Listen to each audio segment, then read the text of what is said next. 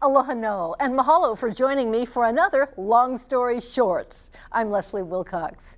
If you know the name Mamo, it's probably because Mamo Howell is one of Hawaii's most successful fashion designers and retailers. Quite an accomplishment for a woman, half Hawaiian, who started her business in her 40s. But that's not where Mamo's story began. As a teenager, she danced hula in Waikiki to help support her family, and later became a high fashion model, strutting on runways in New York and Paris. Hawaii's first top model. That was 50 years ago. Let's catch up with her today.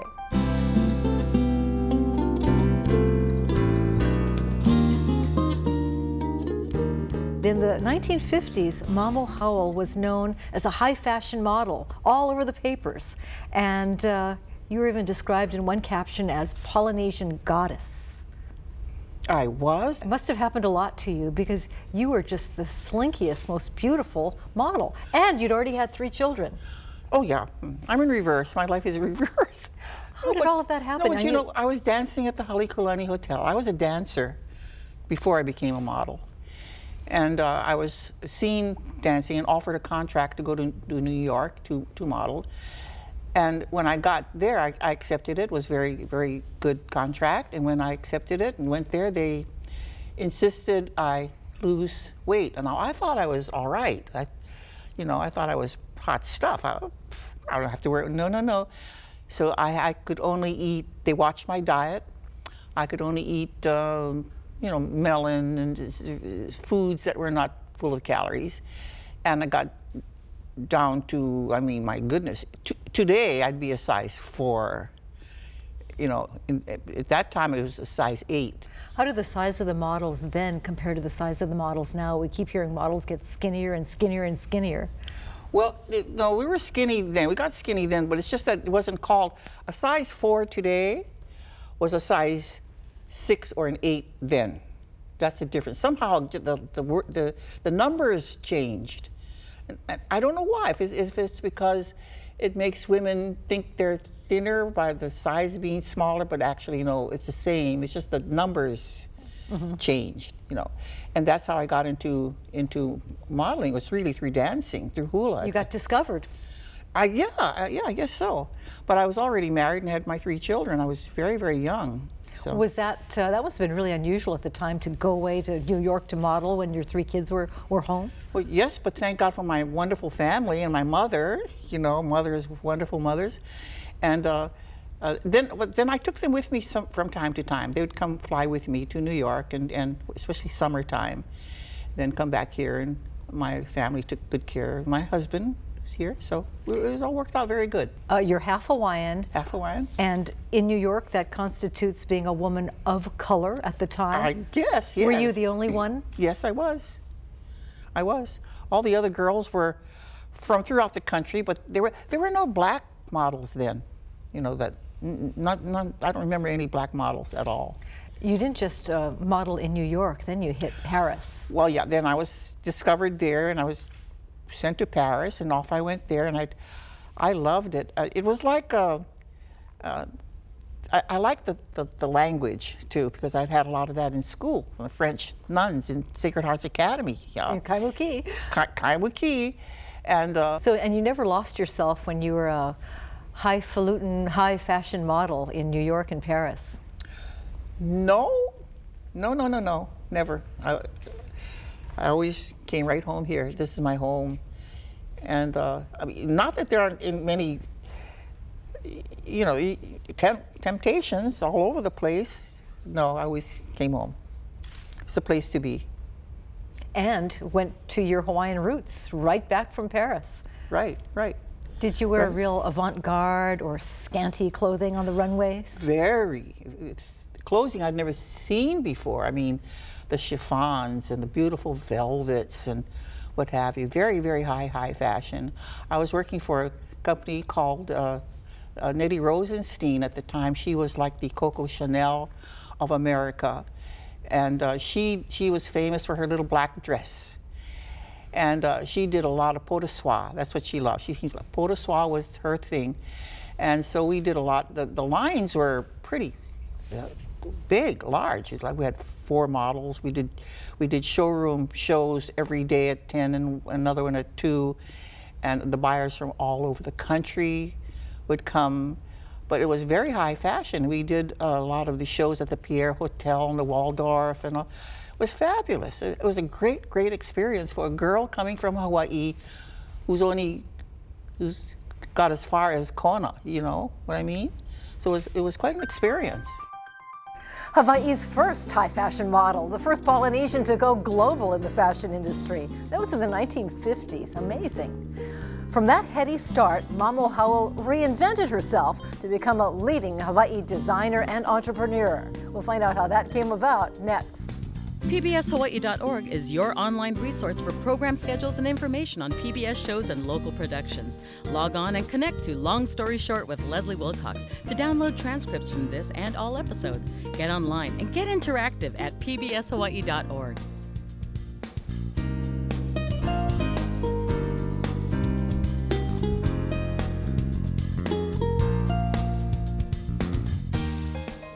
How do you go from model and hula dancer to fashion designer, business entrepreneur? Well, you know, you're much like a model, dancer, much like an athlete.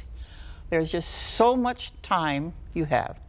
The time span for a dancer or a model is it's really short. It's not a long span. Does somebody have to tell you, or do you know? No, I knew. I wanted to stop before they stopped asking me. So I was talking to David Eldridge at Punahou, and he offered me a job during the summer to do an enrichment course for summer in the fashion thing and the modeling. So I did, and I just kind of transitioned right there to maybe having a course now, and then I looked around the market and decided that what we had on the market was not of our culture, of the prints and everything. They were lovely, but they were not of our culture at all. They were just florals. And then I thought, what they don't have on the market is something I grew up with, and that was a kihe pili, which all Hawaiian mothers made for their children. The little blanket with the flannel on one side, and there wasn't any on the market.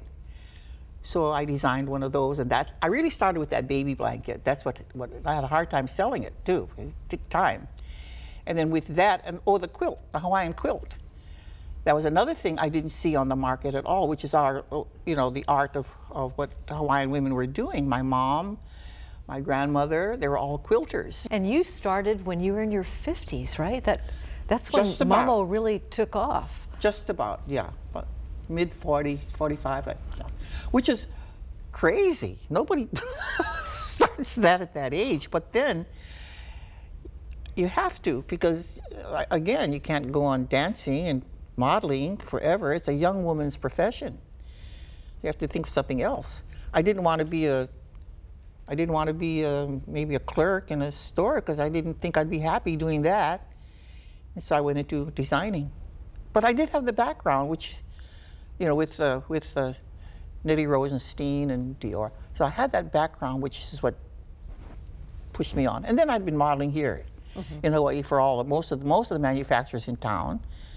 So you knew the market. So I knew the market.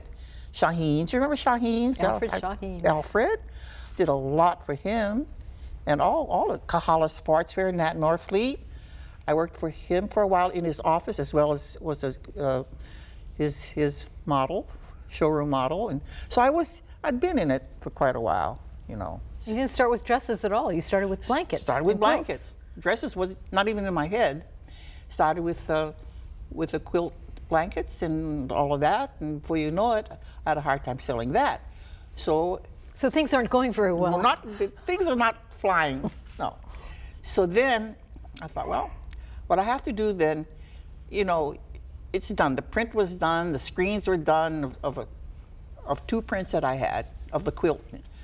So what do we do with it? I decided, well, I'm going to make a mu'u with it. And that's when it started.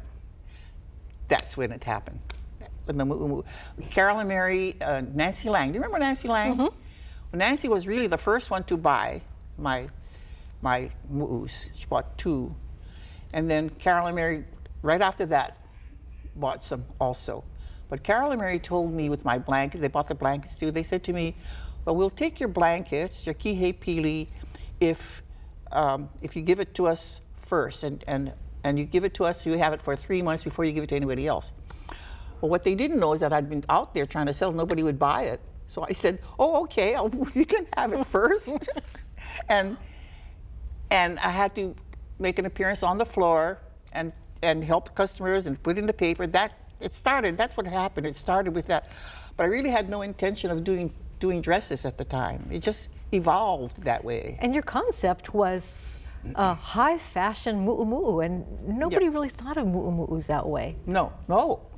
And they still don't really, you know. I find today that not too many women are wearing mu'us too much. Oh, there was a newspaper article one day that said, you know, if you want to be taken seriously as a businesswoman, nix the old mu'u. That's right. That's right. So when I came on the market, I did 2 regular mu'us, so regular, you know, the non-fitted ones. And then I decided, you know, there's so much more to fashion than just the mu'u. And I gleaned some of my thoughts and ideas from Dior and Nettie Rosenstein and some of the big designers, and put them into fashion, made skirts and tops and different things, and that's where we are at now. Because really, you don't really see a lot of mu'us being worn, you know? But it's more the older people wearing mu'us. So as you continue with your business, you can't continue to concentrate on mu'u, long mu'u traditional style. No, we will never stop making the mu'u. We always will. We'll still do that. But we progress with style and fashion and how things are going. And I subscribe to a magazine that's like the Bible of the industry, Women's Wear Daily, out of New York. And you see the trends that are way before, you know, 6 months ahead of time. But even so, Hawaii is still different from the mainland. I mean, they may say green is in there, but it's not green. I mean, it's not in here in Hawaii. Hawaii is different. We're totally kind of by ourselves. What are some of the other things, what are some of the other ways we differ from mainland buyers? Well, the mainland buyers are more gutsy. They take chances. They're right out there. They're demanding something new, demanding something different. They don't want the same thing. Here, they want kind of the same safe things because their heads are on the block. If it doesn't sell, they're in trouble. But that's the big difference I see between the buyers here and the buyers on the mainland. Do you ever have a huge flop in terms of a dress design? Oh, sure. Oh, yeah. I had a couple of things we've made. I thought, wow, this is going to be really hot. And it's not. But there again, you know, people who come into the shop, to my shop, they still have this idea that we are just mamo, mumu, and it's kind of an unfortunate stigma that's with Hawaiian wear, that somehow it's just not quite up to par. It's not quite good enough. It's not. Some of our broadcasters don't wear Hawaiian wear on Fridays. I think you might know who. Some of those. A few of them. Some of those, yeah.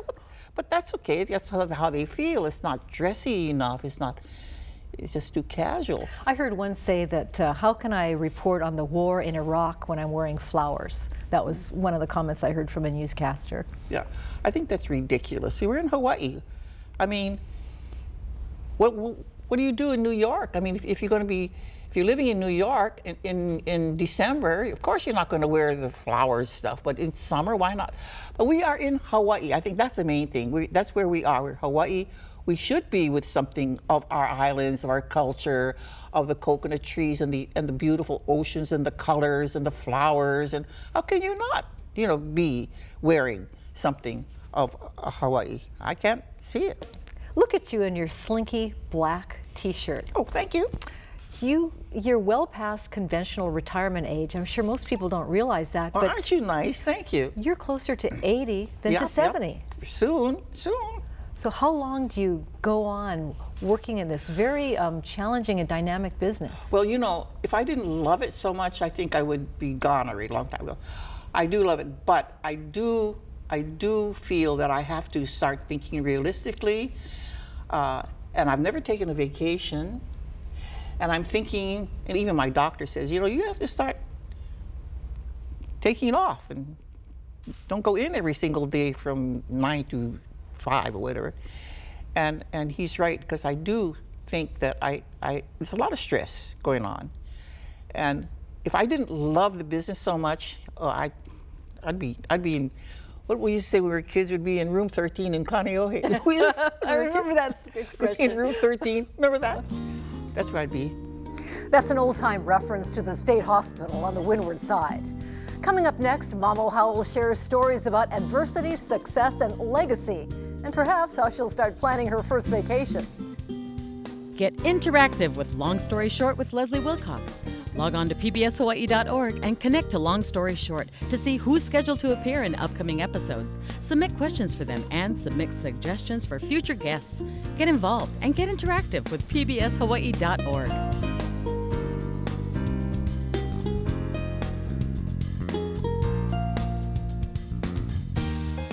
One of our PBS Hawaiʻi viewers remembers that you had humble beginnings and wonders of all the obstacles you've had in your quest to achieve, what's been the toughest adversity to get through?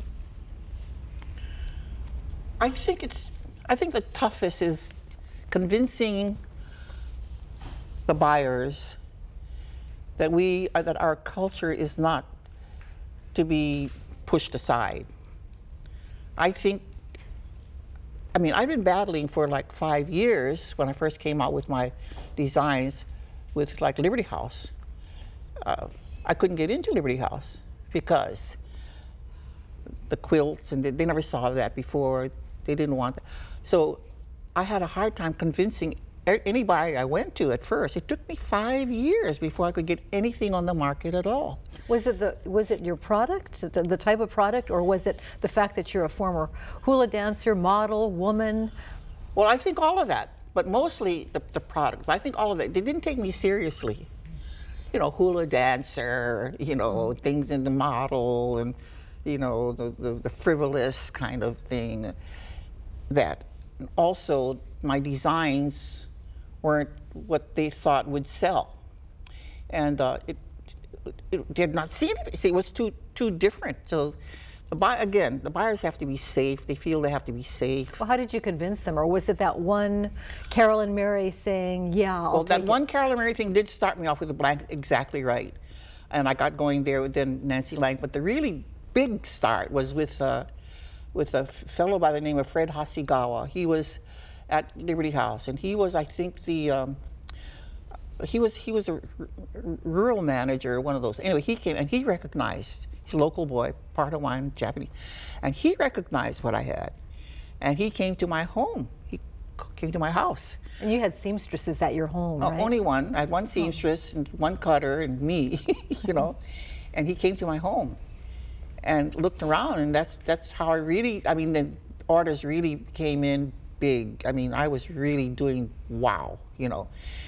So that's what happened. But that was my toughest thing, was trying to get us out on the market. We had a hard time. I mean, you're up against the big boys, you're up against the Hilo Hatties and the Tory Richards, whom I used to model for when I was young, and all of them. I mean, Iolani and all their big companies. You know. And then you became so successful, you had to worry about knockoffs here and there. The interesting thing about that is I was so naive. I didn't know about knockoffs. I didn't think about it. One of the buyers, she's no longer there. She's retired a long time ago. But she said to me, "Do you know, Mamo, what you should do?" She bought my stuff. She says, "Oh, I love it." She says, "What you better start thinking of doing is knocking yourself off." And I said, "Well, what does that mean? What do you mean?" Just because you're going to be copied, people are just going to be like an avalanche coming down. And I said, "Really?" And she was right, because everybody after that came out with a quilt. It's on every hotel, and stationery, and it's everywhere. But you know, in any business, but particularly I think the fashion business, you can't just start and everything goes along. You always have to sustain the business by reinventing it as you go along. Always. You have to keep going. And somebody said that to me once a long time ago with Mamo, my blanket, you know, she says, I said, oh, thank God this. She said, no, she says, you have to keep going. I said, oh, yeah, I guess so. I didn't think about it. Find something else, do something differently? You have to. Or you're dead in the water. Then quit. Have you ever felt dead in the water or like you should quit? Never. I think that's another thing about, if I wasn't so positive, I wouldn't let anybody talk me out of anything. I mean, what? They say, you're going to compete with the big boys? I'm not competing with the big boys. I'm coming on with something that nobody's doing. No one has. No manufacturer designer out there is doing my look, the quilt and the Hawaiian. Nobody is. So I'm not competing with them at all. I'm bringing something on the market that's a brand new. And that was part of my problems too, because that's when they all got on the same bandwagon, you know. But you can't let anybody, you have to be focused and stay there. Yeah. Do you have a succession plan for the business? Well, you know, I did. My daughter was supposed to take over, but now she's on the mainland, she can't. But you know, something very interesting has just happened recently. My grandson, who's out of college, he's with a company on the mainland called Cerbae, C-E-R-B-A-E. And he's been there with them for 3 years, and he's learned an awful lot. And what he's interested in doing is fusing some of my kind of looks with that look and doing another label. His name is Tues. And he was here for a little while talking with me. And it's very, very encouraging, because this is where it's going to him. I think he'll do a good job with it, because he's enthusiastic. He loves it, and he's an artist. He's young. And he's family. And he's handsome. And I think that's what's going to happen with him. So that makes me feel a little better, because I do need an exit plan. And I have to start thinking of it now. You know, as age comes on, I have to start thinking it's got to go on. And I want my legacy to be there, and I want this to continue. I want our culture in Hawaiian prints and all that to go on, because I don't want to do the hokey, Waikiki corn things that's on the market. A lot of it is on the market now and has been for years. That's not Hawaii, that's not Hawaiian culture. That's not where I'm coming from, and I think that's where Tautu will take it into the cultural side. So what if your grandson takes your designs and makes them into something that you would never put up with? Well, that's going to be interesting. And you're out of the company by then. That's going to be interesting, but he's already shown me some things that he's done, and I think he's on the right track. I mean, but that would be interesting, wouldn't it? You know, these kids you know what they're going to do. I think you'd be one unhappy tutu. Yeah, I have faith in him. I mean, it's got to be something that's going to sell, you know. It can't be so far out. But the company he's with is a very good company, and he's thinking of probably some kind of a merger maybe, or that'll be very good. I'll be very comfortable with that, because it's a tough business to handle by yourself. Not easy. You know, you've done so much in your life, and you've accomplished a lot. You helped to support your family when you were a teenager by dancing hula. Oh, yeah. I mean, you've raised children, you're a world traveler. And you mentioned legacy. Of all the things you've done, is there one particular thing you're most proud of and would like to be remembered for? My design, I think the fact that I'm bringing out the culture of Hawaii in our motifs and all of that, I'm proud of that. But starting very young and earning money, I remember dancing, yes, and helping my mom, because when my father died, he was only 42 years old and left her with 7 children, us. So when I was dancing, I remember making $2.50 a show and coming home and giving it to my mother. And that was good for me. I mean, you understand things then. Tough to lose your dad at such a young age. How old were you? I might have been 11. And I was the youngest in the family. So, you know, and all families have something going on. My mother moved to the Big Island, and we went over with her, my 2 brothers and I, who were the youngest ones. Went over on the hula. We went steerage. And The future model was in steerage. steerage. But you know what? We had more fun on steerage because we could run all over the place. Go into those little rooms, claustrophobia time. No, that's what we did. Then you get to Kailua Kona, and then they have to send the boats out to take you in. I mean,